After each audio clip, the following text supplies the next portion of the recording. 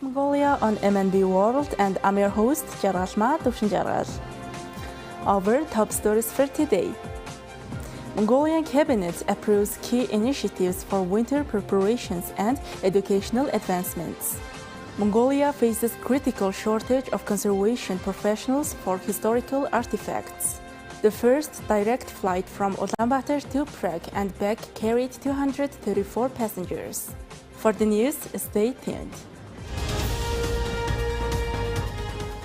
During its session on July 17, 2024, the Mongolian cabinet approved a series of important measures, including the submission of a new government action program and budget amendments, directives for winter preparations in critical sectors, and the establishment of an international engineering school aimed at bolstering regional development and economic integration.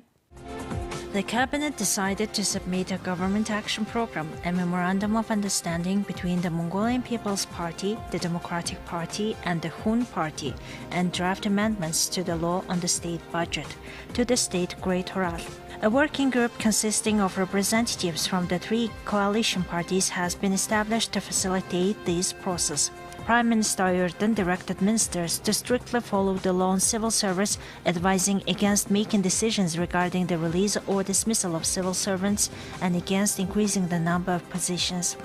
Minister Ochal, head of the Cabinet Secretariat, outlined the issues discussed at the meeting and emphasized that the government is preparing projects and programs for launch within the first 100 days, complete with detailed work plans.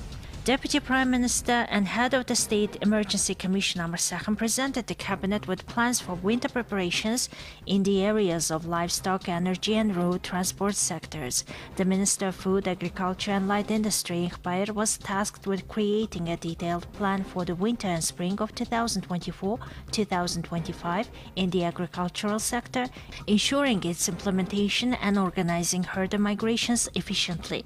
The Prime Minister instructed Minister Ikhbayar to draft a government resolution to guide cabinet members, agency directors, and regional governors. The Minister of Energy, Charter Surung, was assigned to ensure the energy sector's readiness for the winter of 2024-2025 and to present issues for discussion at each cabinet meeting.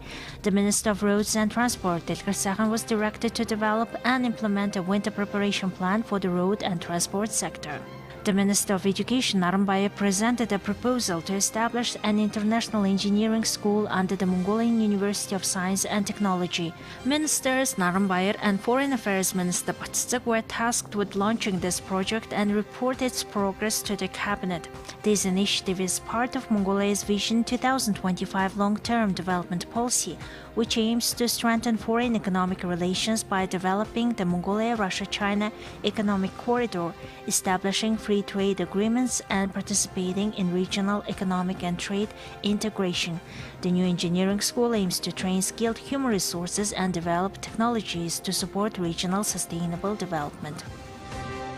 Mongolia, a nation rich in history and cultural heritage, is facing a critical shortage of skilled conservators, restorers who specialize in the preservation of its invaluable historical artifacts. As the country continues to uncover and collect artifacts that reflect its rich past, the lack of trained professionals poses a significant challenge to maintaining and protecting these treasures for future generations. In recent years, Mongolia has seen an increase in archaeological discoveries ranging from ancient tools and pottery to significant relics from the era of Genghis Khan. Despite the wealth of historical artifacts, the country suffers from a shortage of qualified conservators, restorers to manage their preservation. This shortage has led to concerns about the long-term conservation of these items, many of which are vulnerable to deterioration due to environmental factors and aging. For example, in Mongolia, there are only about 10 restorers of textile artifacts. One of them is Ogun Chimik. She has worked in this field for some 20 years. She restored the dell found in Bayan Tsukhtsum of Bayun-Ulgi province. It was covered in mud and dust and animal feces. Then I studied the dell design of that period and restored the dell piece by piece, trying to recover the initial shape and form. Sculptor Achursurun majored in restoring metal artifacts that are commonly found in Mongolia. We have ancient metal items that survived and stayed till our days, such as horses' armor details. And the charm of this profession is that you can touch it with your hands and see it. The role of conservators, restorers, is crucial in maintaining the integrity of historical artifacts. These professionals assess, document, and apply specialized techniques to clean, stabilize, and repair items, ensuring their longevity and historical accuracy. Without proper conservation, artifacts can suffer irreversible damage, leading to a loss of cultural heritage and historical knowledge. For example, our museum lacks conservators, restorers who work with rock artifacts and stone stelas. If we find such items, we seek support from other agencies, so we need to prepare specialists on the policy level. Addressing this shortage requires a multifaceted approach, such as establishing dedicated conservation programs within Mongolia's universities and offering scholarships for international study can help build a skilled workforce. Increased funding for museums and cultural institutions can enable them to hire and train conservators, restorers, as well as improve conservation facilities. Raising awareness about the importance of conserving cultural heritage can garner support from both the public and private sectors, leading to more resources for conservation efforts. Mongolia's cultural heritage is a testament to its rich history and unique identity. Preserving this heritage through skilled conservation is essential for maintaining the country's historical legacy. Now let's take a look at Mongolian current affairs. The welcoming ceremony for the first direct flights on the Ulaanbaatar to Prague to Ulaanbaatar road was held at the Václav Havel International Airport in Prague, the Czech Republic, on July 10, 2024. In addition to Mongolians residing in the Czech Republic, the first flight carried passengers traveling through Prague to other European destinations, such as Austria, the United Kingdom, and France. 81 passengers flew on the first direct flight from Ulaanbaatar to Prague. On the return flight from the Prague to Ulaanbaatar, 153 passengers traveled. The Easiness Airways company operates direct flights on the Ulaanbaatar to Prague to Ulaanbaatar road under the Intergovernmental Agreement on Aviation Relations between the governments of Mongolia and the Czech Republic.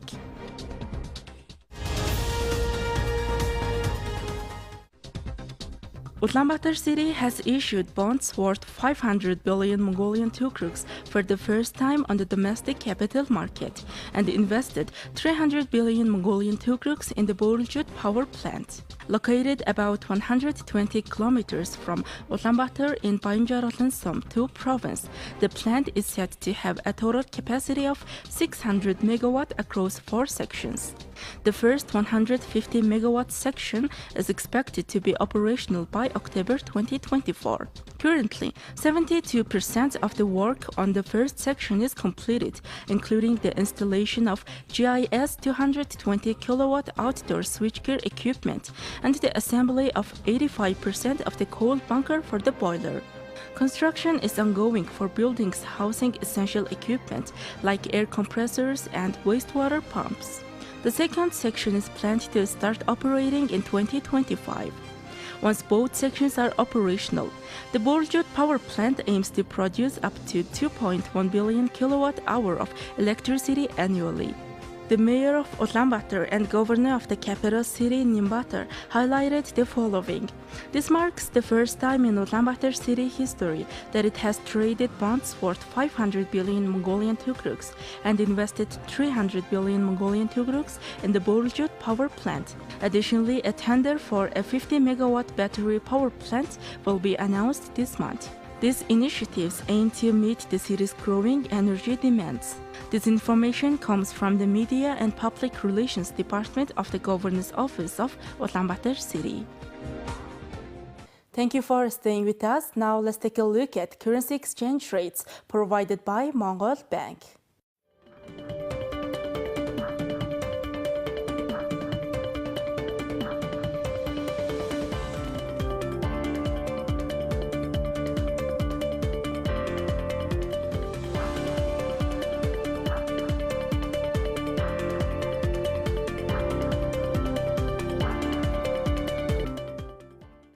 Next, our program will turn our attention to foreign news, partnered with international news agencies. Ukraine and Russia exchanged 95 prisoners of war each, officials in both countries said Wednesday, 3 weeks after their last swap and as part of what have been occasional agreements to send captured troops home. Ukrainian President Vladimir Zelensky and the Russian Defense Ministry reported the exchange. The prisoners of war swap was the 54th since Russia launched a full-scale invasion of its neighbor in February 2022. Ukraine's coordination headquarters of POWs released images showing the prisoners who were released in the latest exchange celebrating and chanting glory to Ukraine. Officials from the warring countries meet only when they swap their dead and prisoners of war after lengthy preparations and diplomacy. Neither Ukraine nor Russia discloses how many prisoners there are in total. Among the released Ukrainians were some who had spent more than 2 years in captivity. They were captured in Mariupol during Russia's early offensive in the Kyiv region and battles in the eastern Luhansk region, the country's coordination headquarters for prisoners of war said. It said just over 3,400 people, both civilians and military, have returned from Russian captivity since the outbreak of the war. The Russian Defense Ministry said the freed Russian soldiers will be flown to Moscow for medical treatment and rehabilitation. According to the United Nations, most Ukrainian prisoners of war suffer routine medical neglect, severe and systemic mistreatment, and even torture while in detention. There have also been isolated reports of abuse of Russian soldiers, mostly during capture or transit to internment sites. Relatives of passengers and crew killed when Malaysia Airlines Flight 17 was shut down over Ukraine gathered in Amsterdam on Wednesday to mark the 10th anniversary of the tragedy that claimed 298 lives, over half of whom were Dutch. Commemoration services took place in the Netherlands, Australia, and the site of the crash in the Russia-controlled part of the Donetsk region as the war in Ukraine raged on. Hundreds of family members joined the Dutch king, politicians, and diplomats at an event at a memorial in the Netherlands close to Schiphol, the airport of the Kuala Lumpur-bound Boeing 777 departed from July 17th on 2014. Many of the families arriving for the service also carried sunflowers, laying them next to trees. Flags of the countries that lost citizens hang at half-staff next to their field of blooming sunflowers. Dutch Prime Minister Dick Schoof quoted a poem on loss called "Come Back" by Toon Tellegen and pledged to keep on the fight to hold accountable those responsible. The Netherlands was home to 196 of the victims, while 38 hailed from Australia. Victims also came from Malaysia, Indonesia, the United Kingdom, Belgium, Germany, the Philippines, Canada, New Zealand, Vietnam, Israel, Italy, Romania, and the United States. A similar ceremony was held at Australia's Parliament House in Canberra and at the crash site in the village of Hrabov. Several dozen local residents brought flowers, stuffed animals, and even a model airplane to a small memorial stone installed in a field near where some of the wreckage was found. In 2022, a Dutch court convicted in absentia 2 Russians and a Ukrainian separatist for their role in the jet's downing, but Moscow has repeatedly denied responsibility. An international investigation initiated in the United Nations Security Council by the Netherlands, Malaysia, and Australia concluded that the Buk missile system that destroyed MH17 belonged to the Russian 53rd Anti-Craft Missile Brigade. The investigation concluded the missile was driven into Ukraine from a Russian military base near the city of Kursk and returned there after the plane was shot down. Russia continues to be pursued under international law by the Netherlands in the European Court of Human Rights and by Australia and the Netherlands jointly through the International Civil Aviation Organization Council, or ICAO, over its alleged role in bringing down MH17. Italian Premier Giorgia Meloni visited Libya on Wednesday to take part in a migration forum hosted by Libyan Prime Minister Abdulhamid Dbeibeh. Libya has emerged as a primary transit point for migrants fleeing war and poverty in Africa and the Middle East on their way to Europe. Migrants who reach the coast pay to board poorly equipped and crowded ships before they set off on risky sea crossings. Italy is one of the main points of arrival on the other side of the Mediterranean. According to the United Nations, more migrants and refugees in Africa are heading northward toward the Mediterranean and Europe, crossing perilous roads in the Sahara where criminal gangs subject them to enslavement, organ removal, rape, kidnapping, for ransom, and other abuses. A recently released report by the United Nations Refugee and Migration Agencies and the Mixed Migration Center Research Group estimated that land routes in Africa are twice as deadly as the sea lanes across the Mediterranean, which is the deadliest maritime route for migrants in the world. In March, authorities discovered a mass grave containing the bodies of at least 65 migrants in the deserts of western Libya. Italy's right-wing government, led by Meloni, has made limiting migration a priority. It has signed deals with individual African countries to block departures, imposed limits on the work of humanitarian rescue ships, cracked down on traffickers who reach Italy, and taken other measures to deter would-be migrants from setting off. Now let's take a look at international current affairs. Record-breaking rainfall has hit southern cities in China's West Shanxi province, official Chinese media reported Wednesday. A state broadcaster CCTV showed flood in swollen rivers, breaking roads and causing mud flows. CCTV said more than 15,000 people have been evacuated in the affected areas. The heavy rains also resulted in waterlogging inside cities. In the neighboring Gansu province, floods and landslides caused by heavy rains damaged multiple highways and interrupted traffic, CCTV reported. China's central Henan province has experienced particularly heavy rainfall, with Nanyang City alone recording 400 to 797 millimeters of precipitation, including 30 to 50 millimeters in just 1 hour, according to the Meteorological Department. Over 1,200 people in the city have been evacuated so far, CCTV said. Now let's take a look at weather forecast for world major cities.